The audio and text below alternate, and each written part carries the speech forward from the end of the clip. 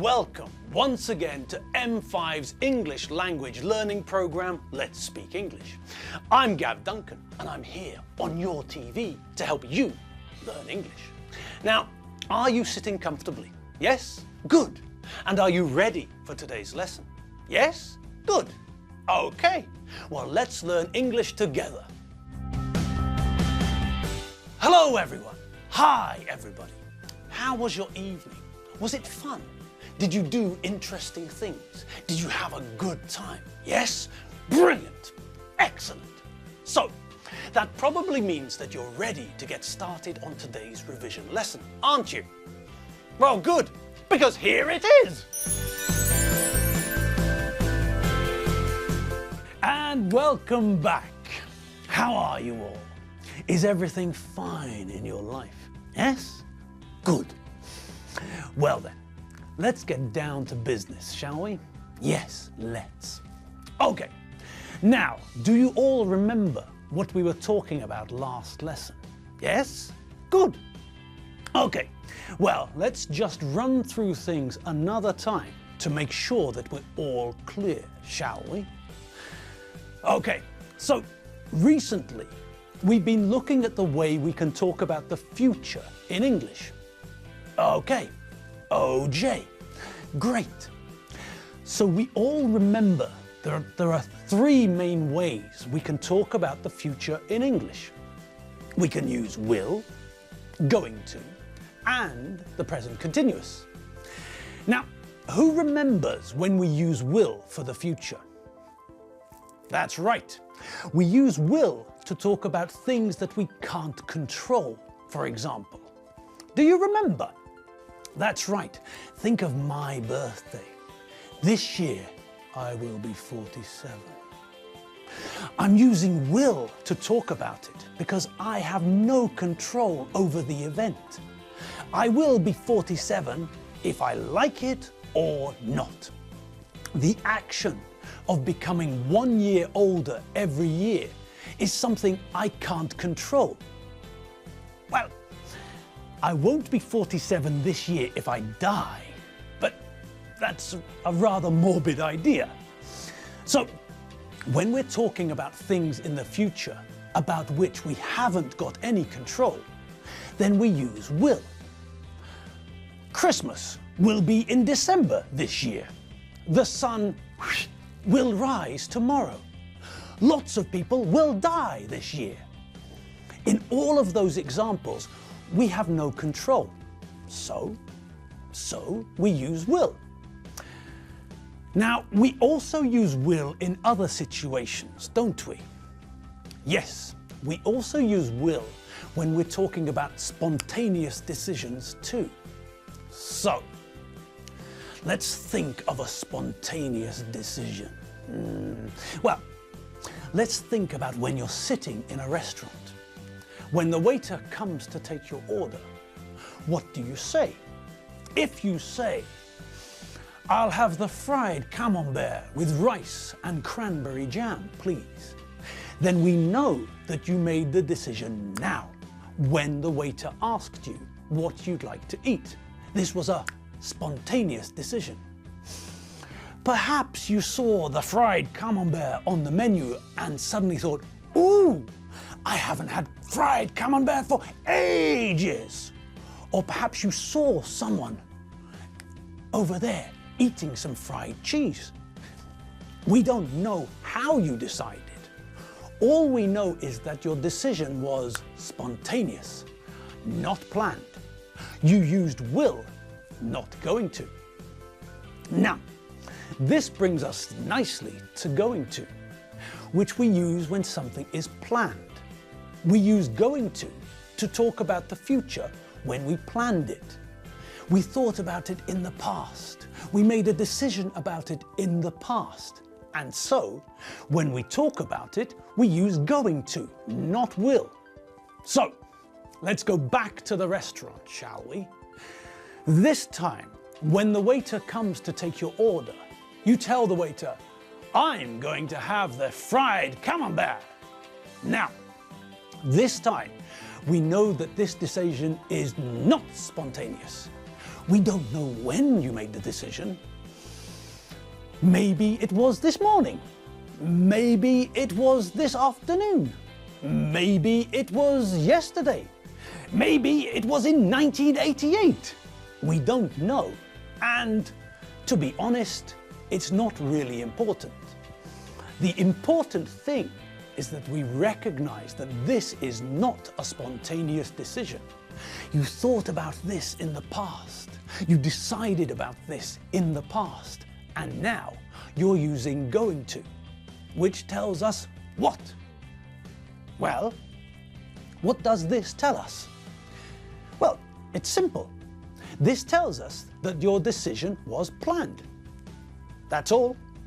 It's not very important, perhaps, but we need to know and recognize the different times we use will and going to. And this is one of them.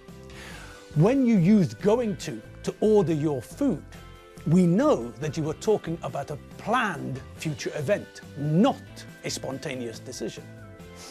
Now, we also know that we use going to when we're talking about something that we can see is going to happen. We can see the evidence.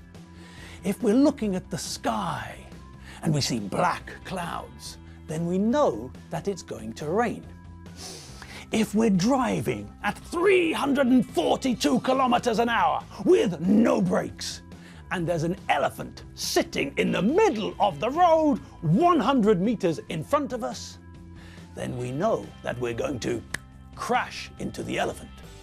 We can see the evidence. We can see it coming. We can draw a conclusion about what is going to happen. If I know that I need 2 hours to finish my report, and the boss wants the report on her desk in 1 hour, then I know that I'm not going to finish the report in time. When we use going to for these future events, we're making a conclusion about what's going to happen. We can see evidence or proof and we draw a conclusion. We conclude or deduce what is going to happen. So, let's recap, shall we? We know that we basically use will and going to when we want to talk about the future in English.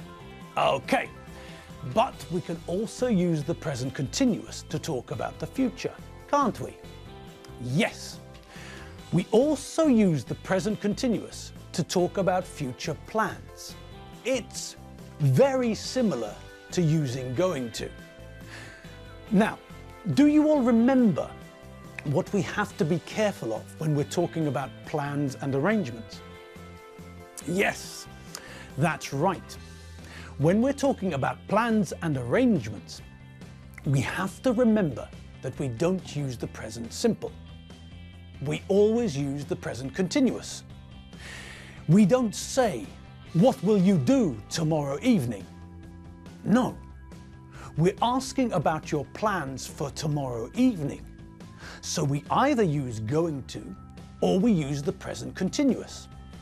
So, we either ask, "What are you going to do tomorrow evening?" or we ask, "What are you doing tomorrow evening?" So, we can see that the present continuous is a very versatile tense. That's a new word, isn't it? Versatile. What do you think it means? Well, versatile means that something can adapt to do different things. If something is versatile, it has many uses. It can do many things. The present continuous tense is versatile, isn't it? We can use it to communicate different things. When we first met the present continuous, we learned that we use this tense to talk about things that are happening now, at the time of speaking. I'm standing in front of a camera. I'm talking into a microphone. Pethy and Modi are monitoring the picture. Virag is supervising the script. Choba is checking the quality of the sound, and Juji, the brush, is keeping an eye on my shiny forehead. So, with all of those sentences, we're using the present continuous tense to tell you, to communicate what's happening now when we're talking. Okay, that's all fine. Then last week, we learned that the present continuous tense is actually more versatile than we thought. We can use it to talk about what's happening now, but we can also use it to talk about the future, like with future plans, similar to going to. Blimey, eh? Yes, that's right, blimey. So, as we can see, the present continuous is a versatile tense. It doesn't just have one use, it's multifunctional. Now, we can also use the adjective versatile to talk about different things. Computers are very versatile things. We can use them as typewriters, we can create documents with them, for example, but we can also use computers to send and receive email messages, to make phone calls via the internet, to find information on the internet, to play computer games, to experience virtual reality, to watch films, to make films. There are loads and loads of things that we can do with computers. They are very versatile machines. We can also use the adjective with people. When I play football, I can only control the ball with my right foot. This means that I have to play on the right-hand side. But if someone is more versatile, then maybe they can control the football with both feet, which means they can play on the right-hand side or on the left-hand side. Another good example of something which is versatile is a multi-tool. A tool is something we hold in our hand to help us do something. A screwdriver is a tool we use to tighten and loosen screws, for example. A hammer is a tool we use to hammer nails into wood, for example. But a multi-tool has more than one tool. Perhaps you ride a bike, and sometimes you need to tighten something on your bike.